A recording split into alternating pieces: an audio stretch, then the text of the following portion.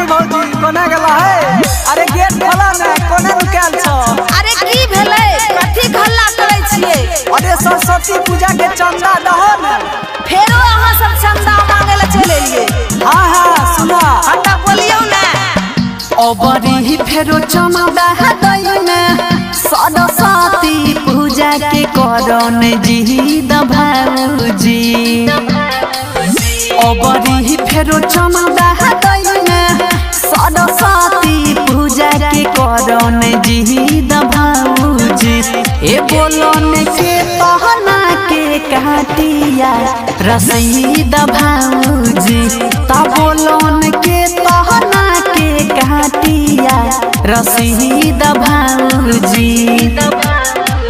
साल साल चंदा लै छो, अबरी बेरी छोड़ी दे उम्मीद देवरू। साल साल चंदा लै छो, अबरी बेरी छोड़ी दे उम्मीद देवरू। होए को रुपया नहीं छे काटा नहीं तो रसीद देवरू। होए को रुपया नहीं छे काटा नहीं तो रसीद देवरू। अभी साफ हाथ खाली छे, हम तोरा की बतैया, समझे ले तैयारे नहीं छ। देख ले तू पिछलो बार एनी बहाना करे रो, अबरी तोरा दिए पड़ता 501 टका। तनियो टा त मजबूरी समझल करियो।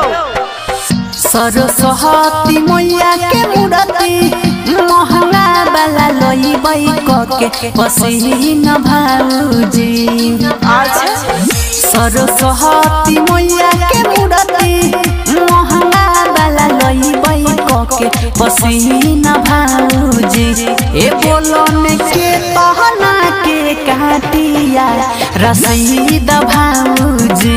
ता बोलन के तहना के काटिया रसीद भौजी। पर साल लेके गेल हो, मेलो नहीं कैल हो पर सीधा देवरू।